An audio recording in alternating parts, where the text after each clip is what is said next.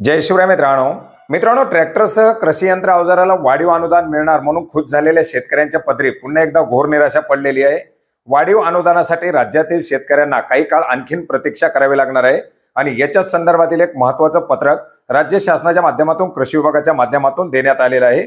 मित्रांनो, एकंदरीत आपण जर पाहिलं तर शेतकऱ्याचा यांत्रिकीकरणाकडे मोठ्या प्रमाणात कल आहे। बहुतांश शेतीची कामं ही यांत्रिकीकरणाच्या मदतीने केली जातात, परंतु यंत्र अवजार खरेदी करताना शेतकऱ्याकडे एवढ्या मोठ्या प्रमाणात पैसा उपलब्ध नसतो आणि एकंदरीत राज्य शासनाच्या केंद्र शासनाच्या योजनेच्या अंतर्गत दिला जाणारा अनुदान सुद्धा अतिशय तोकडं आहे। याच्यामुळे शेतकरी या योजनेच्या अंतर्गत सुद्धा लाभ घेत नाहीत आणि या यंत्र अवजारापासून शेती करण्यापासून वंचित राहतात। मित्रांनो, याच पार्श्वभूमीवरती केंद्र शासनाच्या माध्यमातून कृषी यंत्र अवजारामध्ये नवीन काही अवजाराचा समावेश करण्यात आलेला आहे। ट्रॅक्टरच्या अनुदानाची जी कमाल मर्यादा आहे, इतर अवजाराची जी कमाल मर्यादा आहे त्याच्यामध्ये वाढ करण्यात आलेली आहे आणि हीच वाढ संपूर्ण देशामध्ये लागू व्हावी अशा प्रकारचे निर्देश वेळोवेळी केंद्र शासनाच्या माध्यमातून राज्य शासनांना देण्यात आलेले आहेत।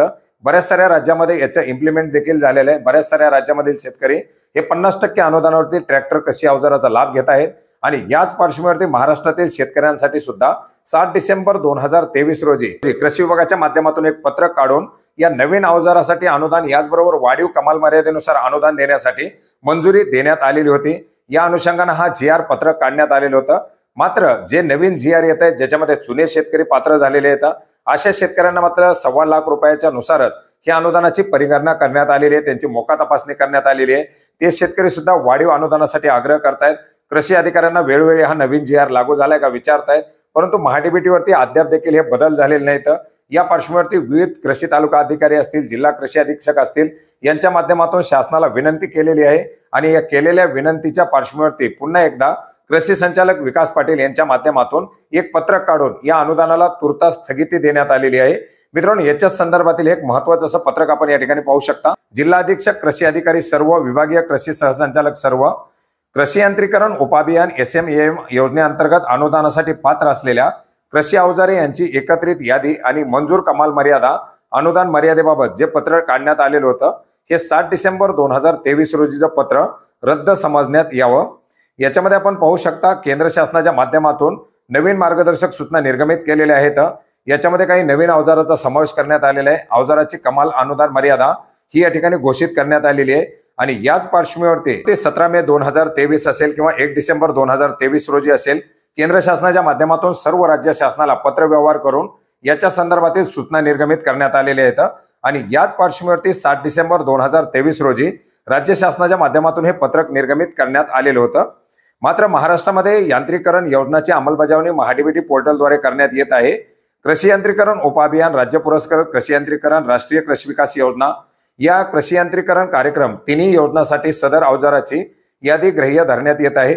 सोडत प्रक्रियेमध्ये निवड झाल्यानंतर पूर्वसंमती पत्रावरती जुन्या मार्गदर्शक सूचनानुसार देय अंदाजित अनुदानाची रक्कम येत असल्याने शेतकरी नवीन अनुदानाची विचारणा करत आहेत। त्यामुळे क्षेत्रीय स्तरावरती मोका तपासणी करताना व अनुदान परिगणना करताना संभ्रम निर्माण होत आहे। 1 डिसेंबर 2023च्या यादीनुसार महाडीबीटी पोर्टलवरती बदल करण्यासाठीची प्रक्रिया सुरू करण्यात आलेली असून त्यासाठी पुन्हा काही कालावधी जाऊ शकतो। तसेच ट्रॅक्टरकरिता अनुदान मर्यादा राज्य शासनाच्या शासन निर्णयाप्रमाणे अनुसूचित जाती, अनुसूचित जमाती, अल्प अत्यल्प भूधारक शेतकरी, महिला शेतकरी यांच्यासाठी 1.25 लाख रुपये व अवजाराच्या किमतीच्या 50% यापैकी जे कमी असेल ते आणि इतर शेतकऱ्यांसाठी 1 लाख किंवा अवजाराच्या किमतीच्या 40% कमी असेल यापैकी जे आहे ते असेच लागू राहील। नवीन यादीमधील अनुदानाच्या रकमा काही अवजाराच्या बाबतीत वाढलेल्या असून काही नवीन अवजार समाविष्ट झाल्याने पोर्टलवरती सुधारणा करण्यासाठी वेळ लागत आहे। जोपर्यंत महाडीबीटी पोर्टलवरती नवीन बदल अंतर्भूत होत नाहीत तोपर्यंत जुन्या मार्गदर्शक सूचनाप्रमाणे महाडीबीटी पोर्टलवरती अनुदान परिगणना करण्यात यावी। त्यानुसार आपल्या स्तरावरून क्षेत्रीय स्तरावरती तात्काळ सूचना निर्गमित करण्यात याव्यात।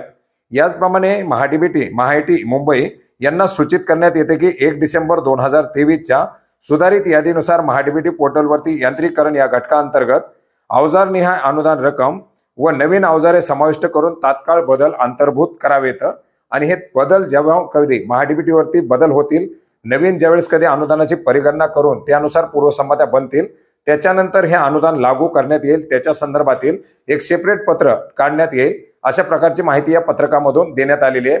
मित्रांनो, याच्यामुळे आपण जर पाहिलं तर मोठ्या प्रमाणात शेतकरी जे या ट्रॅक्टर किंवा अनुदानाच्या प्रतीक्षेत होते त्यांना एक दिलासा मिळाला होता। मोठ्या प्रमाणात शेतकऱ्यांच्या माध्यमातून अर्ज करायला सुरू केले होते आणि ज्या शेतकऱ्यांना लॉटरी लागलेली होते ते शेतकरी सुद्धा या ठिकाणी अतिशय खुश झालेले होते। परंतु पुन्हा एकदा त्यांच्या या आनंदावरती शासनाच्या माध्यमातून विरजण घालण्यात आलेलं आहे। मित्रांनो, महाडीबीटीच्या पोर्टलवरती या बाबीचा अपडेट करणं किंवा त्याच्यामध्ये बदल करणं हे काही मोठं काम नाहीये, परंतु आता त्याच्यामध्ये किती वेळ लावला जातोय, किती त्याच्यामध्ये कालावधी घेतला जातोय आणि या क्षुल्लक बाबीसाठी हे शेतकऱ्याचं अनुदान केंद्र शासनाच्या सूचना असताना सुद्धा जुन्या नियमाप्रमाणे दिलं जात आहे। याच्यामुळे मोठा एक अन्याय शेतकऱ्यांवरती होतोय।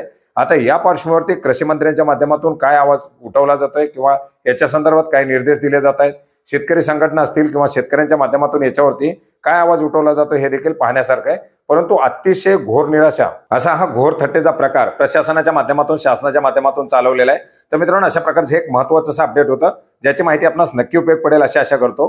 भेटूयात नवीन माहितीसह नवीन अपडेटसह। धन्यवाद।